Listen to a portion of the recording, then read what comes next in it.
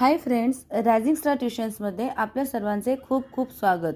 आजच्या या व्हिडिओमध्ये आपण FY BA मराठी भाषेचा अधिष्ठान अभ्यासक्रम म्हणजेच मराठी 101 या विषयाचे 2023-2024 होम असाइनमेंट याची उत्तरे बघणार आहोत। प्रश्न पहिला, भाषेच्या निवेदनपरतेचा थोडक्यात परिचय करून द्या। याचे उत्तर आपल्याला पान नंबर 48 वरती भेटेल। पत्रामधून लेखकाचे व्यक्तिमत्व, स्वभाव, त्याची विचार पद्धती याचे दर्शन होते। त्याचप्रमाणे पत्रलेखकाचे पत्रवाचकाशी असणारे हृदयसंबंध लेखनातून उमटतात। पत्रांची भाषाही पारदर्शक असते। पान नंबर 48 वरती त्या पूर्ण घटकाचा एक सारांश दिलेला आहे की पत्रे, रोजनिशी, भाषण, कीर्तन या चारही प्रकारातील उतारे वाचल्यानंतर आपल्याला भाषेच्या निवेदन पद्धती कशी बदलते हे कळते। तर ते पूर्णपणे आपल्याला एक चार आपल्याला पॉईंट्स दिलेले आहेत, तर ते आपण लिहू शकतो। पॉईंट नंबर 2 बघा की रोजनिशीतील दिवसभरातील घटना, त्यांचा मानसिक परिणाम, त्यामुळे निर्माण झालेली लेखकाची भावस्था, लेखकाच्या मनातील भाव व विचारांचे तरंग यांचे नेमक्या शब्दात प्रत्येकारी रीतीने दर्शन घडते। 3 भाषणाची भाषा थेट श्रोत्यांशी संवाद साधणारी व त्याच्या भावनांना व विचारांना आव्हान करणारी असते, ती सोपी व प्रवाही असते। आणि 4 कीर्तनाची भाषा लोकसंवादांच्या स्वरूपाची, दैनंदिन जीवनातले दाखले देणारी भाषा आहे।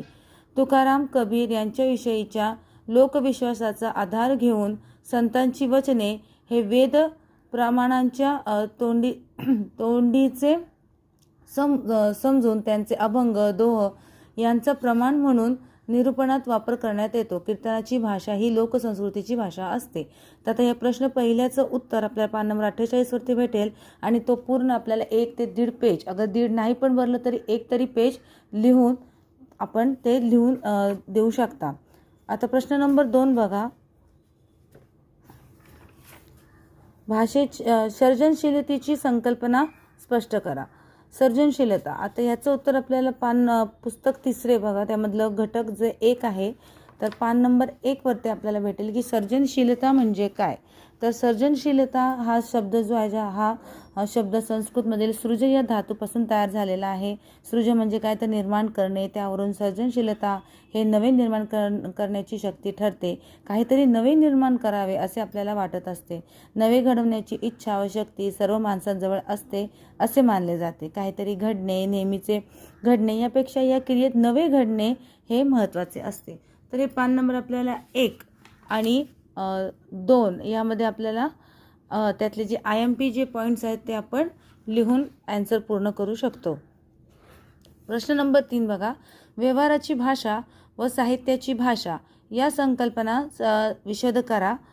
आता ह्याचं उत्तर जे आहे, जे भाषिक सर्जनशीलता जे आहे ते पान नंबर आपल्याला 13 वरती याचं उत्तर भेटेल की व्यवहाराची भाषा आणि साहित्याची भाषा हा प्रश्नसुद्धा प्रश्नपत्रिकेत येऊन गेलेला आहे।